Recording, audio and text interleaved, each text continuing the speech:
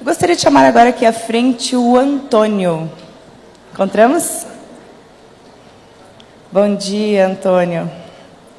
Quantos aqui na igreja conhecem o Antônio? Temos bastante pessoas. Quantos sabem o testemunho que o Antônio viveu aí no final do ano passado? Quantos já o ouviram contar? Temos aqui. Bem, eu acho que agora é um momento assim que realmente os irmãos ficarão impressionados com uma história de milagre incrível que o Antônio pode vivenciar no final do ano passado. O Antônio é aluno do 4º ano de teologia. No 3º ano de teologia, os alunos costumam sair para a prática pastoral. Aqui no IAP, todos os alunos eles têm aulas práticas desde o 1º ano.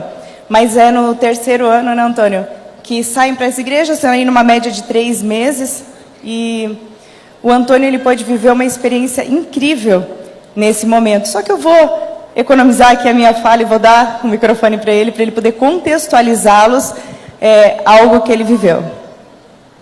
Bom dia, Gisele. No mês de setembro do ano passado, meus colegas e eu fomos enviados para o evangelismo. Evangelismo é um requisito prático do teológico, em que o aluno fica 3 meses numa cidade, desenvolvendo um trabalho da pregação do evangelho. Eu fui para Pato Bragado. Pato Bragado é uma cidade do interior, aqui no oeste do Paraná, uma cidade de colonização alemã, bem organizada. E lá fui eu, com o coração transbordando de expectativas. Inexperiente, porém, bem treinado e orientado pelos professores. Quando eu cheguei lá, percebi que as minhas expectativas começaram a ser frustradas, porque a realidade é totalmente diferente da que eu estava acostumado. Até então, o povo, eu via que era muito fechado, uma cultura totalmente diferente. Para tu teres uma ideia, às vezes eu saudava, cumprimentava, e o pessoal não respondia. Eu dava o benefício da dúvida, né? Pensava assim, não, talvez eu como tenho um português meio enrolado, talvez eles não estão percebendo bem. Vou tentar desenhar um pouco mais as minhas palavras, né? E ainda assim, não. Um dia eu fui para o banco, em lugares públicos, assim como o banco, lá encontrei uma senhora. Enquanto eu entrei tranquilamente, ela ficou apavorada, segurou a bolsa, né? A bolsa dela. E o gerente lá do banco falou, fique tranquila, ele é um cliente já assíduo daqui. E ela ficou assim meio rosa, né? Ficou vermelha. Uma cidade bem conservadora, era uma cidade, né? muito conservadora, né? E tinha um prós, porque eu gosto de coisa séria também, né? E o contra é que eles usavam a cultura, e principalmente o idioma, como um bloqueio, como uma barreira para mim. E estava muito difícil para mim, muito mesmo.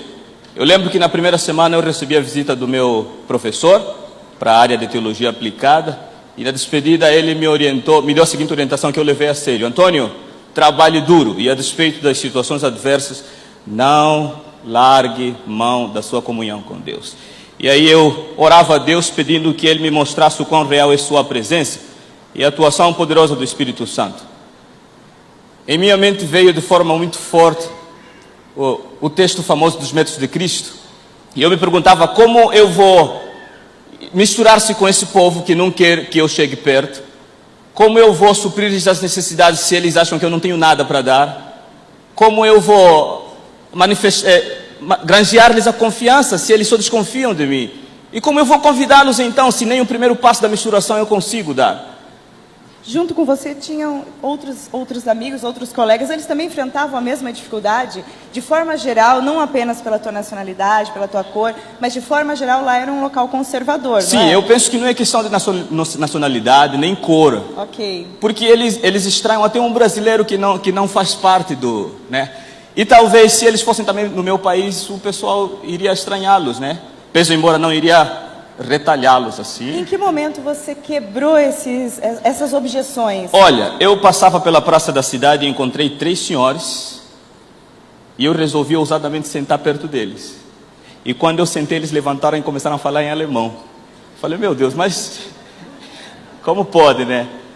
Interessante, eu comecei a entender o que eles falavam. Eu fiquei impressionado e sorria para eles, só que eles pensavam que eu estava sorrindo porque eu era bobo. Só um detalhe, irmãos, para quem não está não conhece a história, é uma cidade típica de alemães, e lá eles costumam falar em alemão. Você alguma vez ouviu o idioma, se familiarizou, consegue compreender? Qual que é o seu idioma nativo? Meu idioma nativo é quimbundo, e o nosso idioma oficial do país é português. Então você fala esses dois idiomas? Ah, sim. E você já havia conversado em alemão, já havia percebido isso? Aqui é que está a história, irmãos. Né? Nós vivemos, esse é o momento do milagre. Se atentem a isso. Eu nunca estudei alemão, nunca falei alemão, até hoje eu não falo alemão. Foi quando eu olhei para eles sorrindo, porque eu estava entendendo o que eles falavam para mim, é que eles conversavam entre eles, e um deles ousadamente perguntou para mim em alemão: e aí, desculpa a expressão, mas eu não me ofendo, e aí, seu preto, o que você está fazendo aqui nessa cidade? E eu respondi em alemão. E você entendeu que eles estavam falando em alemão? Eu entendi. Naquele momento você achou que eles estavam falando em alemão? Houve alguma suspeita? Será que eu estou entendendo direito? Você compreendeu que você estava entendendo? Naquele exato momento eu pensei: será que eles estão falando inglês ou português? Nenhum desses dois idiomas eles estão conversando. Eles estão falando alemão. E eu estava impressionado porque eu estava entendendo o alemão. E o Espírito Santo falou de forma muito forte na minha mente: fala com eles. E eu me perguntava: mas como eu vou falar se eu não consigo falar o alemão? Foi quando o Senhor dirige a pergunta para mim e eu respondi em alemão. Ele ficou assim: mein Gott, du sprechen Deutsch. Meu Deus, preto falando alemão. Eu fiquei impressionado porque a confirmação de que eu estava falando alemão vinha deles. E você ficou feliz também? Eu fiquei feliz, claro. E não te ofendeu o fato de eles te chamarem de preto? Não. Eu estava feliz porque o processo da misturação estava começando. É o que eu queria. Misturação. Havia algo maior por detrás, né? Ok, eu estava ali com uma proposta de oferecer-lhes o Evangelho. E a partir dessa conversa, portas se abriram de maneira muito segura. Esse povo podemos ter dificuldades no começo, mas eles são muito bem confiáveis. Portas se abriram, eles próprios me ajudaram com o envolvimento da igreja mais próxima da cidade, me ajudaram no desenvolvimento de todo o trabalho que eu fui lá fazer. E uma coisa interessante, nós conversávamos antes, eu e o Antônio, e esses colegas, novos colegas que você havia feito, né, que até o momento eles levantaram do banco, saíram, desprezaram, de repente eles te acolheram e eles simpatizaram muito com você. E quiseram te levar para vários lugares, você se tornou muito conhecido, muito popular na cidade, né? Sim. Qual foi o primeiro lugar que você foi, ali por intermédio deles? Eles me levaram para conhecer uma professora de alemão, Terezinha Euler. E eles se impressionaram porque o alemão que você falava era um alemão raiz, digamos assim. Eles chamam de Hochdeutsch. O Hochdeutsch, eu nem sabia o que era o Hochdeutsch, né? Eu fiquei aprendendo depois. O professor, parece que, eu estou vendo que ele tem cara de alemão. Eu acho que ele entende. O Hochdeutsch é o alemão. Eles diziam para mim que era o alemão raiz lá da Alemanha, né? O alto, né? Do alto padrão. Então, o impressionante para eles era ver um negro falando alemão e o alemão do alto padrão. Eu creio que isso é capacitação do Espírito Santo. Eu creio nisso. E você entendeu, então, naquele primeiro momento, vocês ficaram ali conversando em torno de quantos minutos? 15 minutos. 15 minutos de conversa e você compreendia perfeitamente e tudo falando em alemão. Sim. Impressionante, né, irmãos? E eu fiz um trato com essa professora de alemão. Eu falei: eu vim me candidatar para ser teu aluno, você vai me ensinar alemão. Ela falou: mas você já fala alemão? Eu falei: não, mas eu preciso aprender a gramática. E em troca disso, eu quero também ser teu professor, porque eu sou professor. Eu sou professor de Bíblia. Meu professor me disse que eu era professor de Bíblia, não é mesmo? E ali nós fizemos esse intercâmbio. Ela me ensinou alemão, gramatical, na gramática, e eu lhe ensinei a Bíblia. E aí as coisas fluíram. Muito bom. E o Antônio teve uma experiência incrível. Ele foi convidado para o evento da cidade. Ele se tornou muito popular em toda a cidade, porque ele era o negro que falava alemão. E todos queriam vê-lo, né? Ele se tornou atração ali. Inclusive, o Antônio foi chamado para um dia em que havia um evento na cidade. E ele foi chamado para falar em alemão na igreja luterana da cidade. Eles conta um pouquinho para nós como foi essa experiência. Eles estiveram comemorando os 501 anos de reforma.